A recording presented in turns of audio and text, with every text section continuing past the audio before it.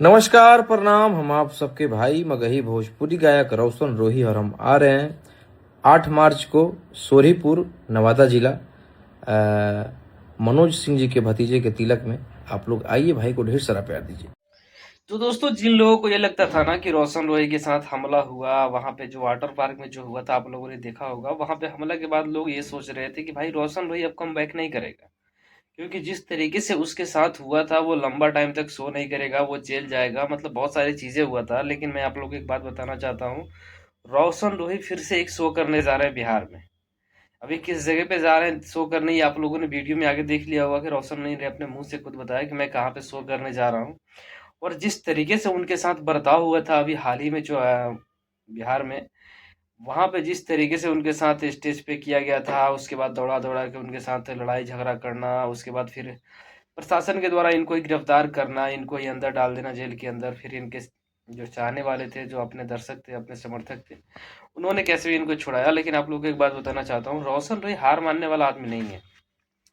मतलब जो रोशन रोही जेल में रह के 9 महीने तक लगातार जेल में रहने के बावजूद भी इस तरीके का माहौल क्रिएट कर दिया था कि आने के बाद माहौल बदल दिया था।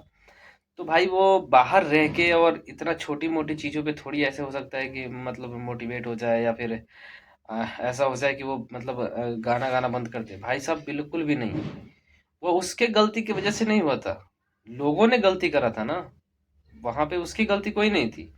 उसकी तो बस यही गलती है ना कि ऑडियंस के बीच में एंटरटेनमेंट कराने जाता है। तो इसका मतलब ये नहीं है कि कोई इंटरटेनर हमारे लिए, अगर लाखों के भीड़ में कोई अकेला इंटरटेनमेंट कराने के लिए हमारे लिए खड़ा हो रहा है, तो हम उसको गाली देंगे, उसको मारेंगे थोड़ी। अरे हमारा तुम्हारा दुश्मनी है तो कहीं अलग मिलो ना, अकेला मिलो, कहीं अकेला वो जा रहा है वहां पे रोको, उसके साथ जो भी करो।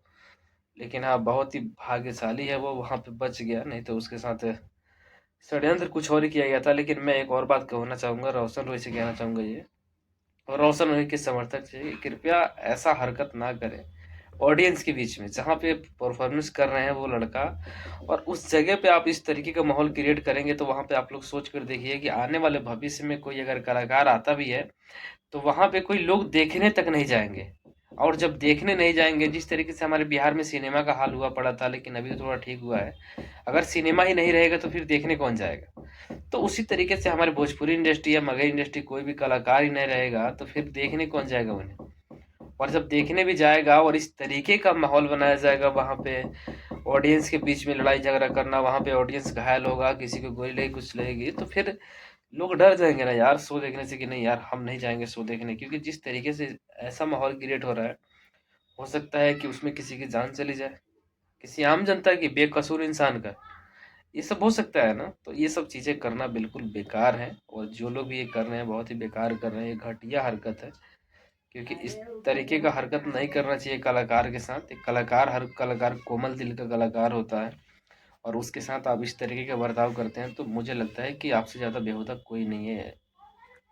बाकी दोस्तों, आज भी बहुत ही अच्छे तरीके से शो करने वाले हैं, और मैं यही चाहूँगा बिहार प्रशासन से कि इन सब चीज़ों पे थोड़ा टाइट रखे। और कलाकार भी अगर जब शो करने जा रहे हैं कहीं पे भी, तो वो सबसे पहले अपना सर्टिफिकेट देखें कि भाई परमिशन दिया है कि नहीं बिहार प्रशासन ने। अगर बिहार प्रशासन ने परमिशन दिया है तो ठीक है, नहीं दिया तो परमिशन लेने की कोशिश करो।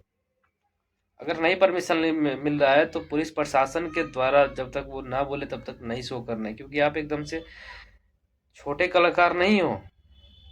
ठीक है, आप इतने बड़े कलाकार हो तो आपका भी फर्ज बनता है कि कुछ चीज़ों का उल्लंघन ना करो।